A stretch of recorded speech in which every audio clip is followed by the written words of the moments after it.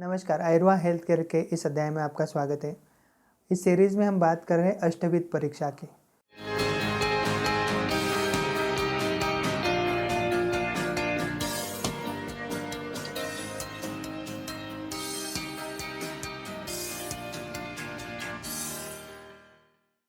जो पुराने ज़माने में जो अष्टविध परीक्षा की जाती थी अराउंड 1970s के दशक के पहले, जब डायग्नोस्टिक थेरेपीज अवेलेबल नहीं थी, जैसे MRI scan, CT scan, CBC, blood groups कुछ अवेलेबल नहीं था टेक्निक्स, तब कैसे डॉक्टर डायग्नोसिस किया करते थे। यूजुअली आयुर्वेद डॉक्टर्स किस बुनियाद पे पेशेंट का डायग्नोसिस करते थे। आज भी ये अष्टविध परीक्षा सभी आयुर्वेद डॉक्टर फॉलो करते हैं और इस हिसाब से ही पेशेंट्स के डायग्नोसिस तक पहुँचते हैं। हालांकि आज थोड़े से MRI, CT स्कैन्स, बाकी ट्रीटमेंट्स अवेलेबल है, डायग्नोस्टिक चीज़ें अवेलेबल है, फिर भी अकॉर्डिंगली अष्टविध परीक्षा पूरा किया जाता है और ये बाकी जो रिपोर्ट्स है वो सपोर्टिंग में आयुर्वेद डॉक्टर कंसिडर करके पेशेंट के डायग्नोसिस तक आते हैं और इस हिसाब से ट्रीटमेंट का प्लान करते हैं। तो आज हम डिस्कस करेंगे अष्टविध परीक्षा में मल परीक्षा कैसे की जाती है उसके बारे में। मल के कारण क्या क्या व्याधि होते हैं, कैसे हम व्याधियों के तक पहुँच सकते हैं, मल का स्वरूप कैसा है, कलर कैसा है, उसका स्मेल कैसा है, उसके अकॉर्डिंगली हम क्या डायग्नोसिस कर सकते हैं, हम नियर बाय डायग्नोस्टिक्स तक कैसे पहुंच सकते हैं, उसके बारे में आज हम चर्चा करेंगे। मल परीक्षा एक परीक्षा है जो इसमें हम स्टूल का एग्जामिनेशन करते हैं। तो स्टूल का एग्जामिनेशन दो टाइप से किया जाता है, दो तरीके से हम स्टूल एग्जामिनेशन करते हैं। एक होता है फिजिकल एग्जामिनेशन, जो स्टूल को देख के स्टूल का फिजिकल एग्जामिनेशन करते हैं, उसमें स्टूल का कलर देखा जाता है, स्टूल का स्मेल देखा जाता है, स्टूल को टच करके भी देखा जाता है और स्टूल को इंट्रोगेशन करके, यानी सवाल जवाब कुछ पेशेंट से करके भी हम लोग उसके ऊपर हम फाइनल करते हैं कि कैसे स्टूल का अपीयरेंस है, उस हिसाब से क्या डायग्नोसिस हो सकता है। दूसरा टाइप होता है स्टूल को पानी में डुबा के देखा जाता है, तो उस हिसाब से भी हमें पता चलता है कि स्टूल में क्या खामियां है, क्या प्लस माइनस चीज़ें, तो वो अंदाज़ा आ जाता है। तो आज हम बात करेंगे कि पहला जो हमें ओडर, जो स्मेल के कारण, अगर फाउल स्मेलिंग है स्टूल में, तो फाउल स्मेलिंग या डेड बॉडीज़ का जैसा कुछ स्मेल है तो इंटेस्टाइन में आपके गड़बड़ी है, कुछ अलग चीज़ों का स्मेल आ रहा है, जो नॉर्मल रूटीन का स्मेल आता था आपके स्टूल को, उसके अलावा कुछ अलग टाइप का स्मेल आ रहा है, या गैसेस में आपको एब्डोमिनल डिस्कम्फर्ट हो रहा है, या गैसेस बैड स्मेल के हो रहे हैं, तो वो इंडाइजेशन का द्योतक है कि आपके इंडाइजेशन हुआ है, उसके कारण ही आपको बैड गैसेस हो रहे हैं, बैड स्मेल के गैसेस हो रहे हैं, और स्टूल का स्मेल भी वैसे टाइप का साउंड होने लगता है। ओडर में आपको अलग अलग टाइप के ओडर आते हैं और उस हिसाब से हम ओडर का कैटेगराइज कर सकते हैं। जैसे थोड़ा सा ड्राई या ओडर होगा तो ये वात के कारण हो रहा है, थोड़ा सा स्मेल हिट तरफ पित्त की तरफ होगा या एसिडिक की तरफ होगा तो पित्त के कारण है। कफ में थोड़ा सा साइलेंट स्मेल होगा, नॉर्मल से भी लो स्मेल होगा जो कफ के कारण हो रहा है। अब इंस्पेक्शन में हमारा जो नॉर्मल कंसिस्टेंसी है, जो स्टूल देखते हैं, तो उसमें सेमी सॉलिड या सॉलिड स्टूल होता है जो नॉर्मल कंसिस्टेंसी होता है। एबनॉर्मल में एक तो हार्ड होता है स्टूल या तो वाटरी होता है। ये दो इंपॉर्टेंट चीज़ है, एक तो कम्प्लीटली हार्ड हो रहा है या कम्प्लीटली वाटरी हो रहा है, तो दैट इज एबनॉर्मल स्टूल। तो इसमें हार्ड अगर कंसिस्टेंसी है, अगर स्टूल हार्ड है तो उसका क्या मीनिंग निकालें। जब हार्ड स्टूल होने लगता है तो उसका इंपॉर्टेंट 3-4 चीज़ें मैं आगे बता रहा हूँ, उसका हम इंटरप्रेट करते हैं। एक तो ये वात दोष के कारण, यानी बॉडी में वात दोष की मात्रा बढ़ रही है आपके। दूसरा आपको इंडाइजेशन है।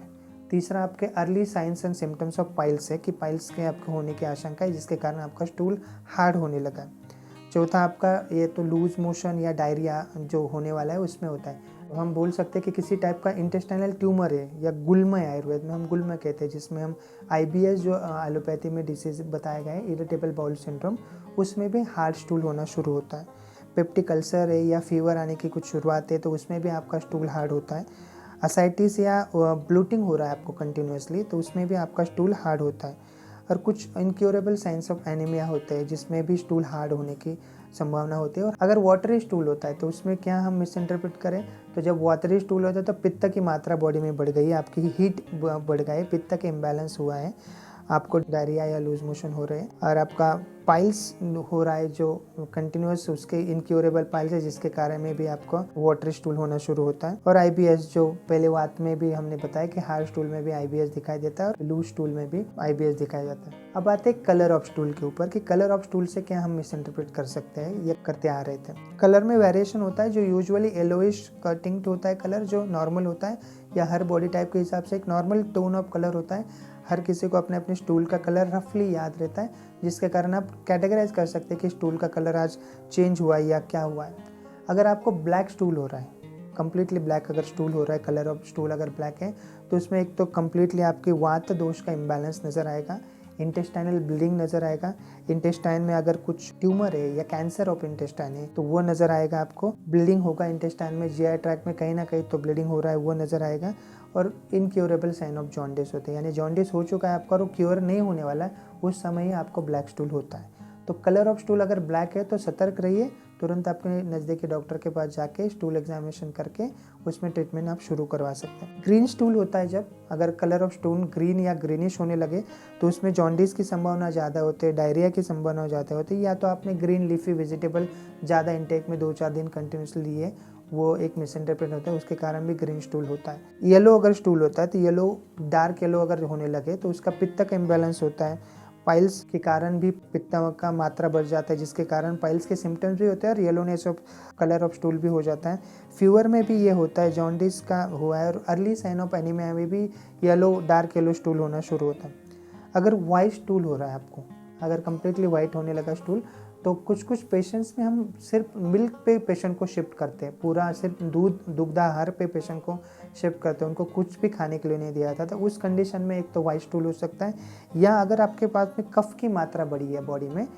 तो आपका वाइट स्टूल होता है, डायरिया होने लगता है और उस टाइम पे वाइट स्टूल होने लगता है। रेड स्टूल अगर होता है, कलर ऑफ स्टूल रेड होता है, तो नेचुरली पाइल्स से ब्लीडिंग पाइल्स के कारण आपका रेड स्टूल हो रहा है। फिशर फिस्टुला पाइल्स से तीनों जो एनल रीजन के डिसीजेज है उसके कारण यह स्टूल कलर का डिस्कलरेशन होता है, या अगर इंटेस्टाइन में इन्फ्लामेशन है, ब्लीडिंग है, तो उसके कारण भी रेड कलर का स्टूल होता है। ब्लूइश अगर स्टूल है, ब्लूइश थोड़ा सा है होने लगे तो वो डायरिया पाइल्स और पित्त के ओरिजिन के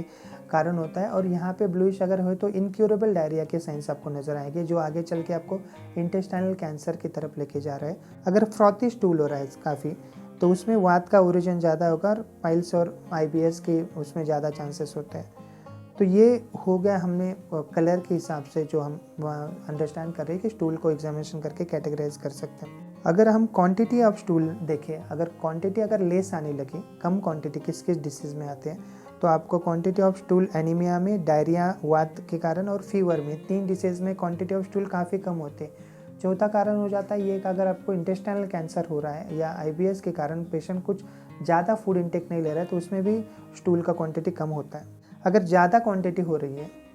मोशन की ज़्यादा क्वांटिटी हो रही है, स्टूल की क्वांटिटी ज़्यादा है, तो डायरिया एसोसिएटेड विथ आम एक कॉन्सेप्ट है आयुर्वेद में जिसमें रोगे सर्वव्यापी मंदाग्नि हम कहते हैं कि जो भी रोग होता है वो मंद अग्नि के कारण होता है, और मंद अग्नि जठर अग्नि जब मंद हो जाता है तो आम की उत्पत्ति होने लगती है। तो आम के साथ जब डायरिया होता है तो वो क्वांटिटी ज़्यादा होने लगती है, बिकॉज बॉडी में जड़त्व आने लगता है, हेवीनेस फील होने लगता है पेशेंट को, और नेचुरली परगेशन करके अपान वायु एक्टिवेट होकर वो अपना नेचुरल काम करना शुरू करता है, और उसमें आम की निस्सारण का काम होता है पूरे की तरह से। फ्रीक्वेंसी अगर हम देखें, अगर आपको बार बार मोशन को जाने लगा है तो वात की डिसऑर्डर है, अगर आप लेस फ्रीक्वेंसी जा रहे हैं तो वो असाइटिस का द्योतक है, असाइटिस में पेट फूल जाता है और आपका पेट फूलने लगता है जिसके कारण मोशन पूरा बंद हो जाता है धीरे धीरे, इसमें पेन भी होता है और काफ़ी चीज़ें अलग अलग होना शुरू होते हैं। अब सेकेंड जो टाइप बताया था स्टूल एग्जामिनेशन में कि स्टूल को पानी में डिप करके देखते हैं, जैसे आम अगर आम के साथ स्टूल है तो वो पानी में जैसे स्टूल डाला जाएगा, या आप लैट्रिन में जब बैठते हो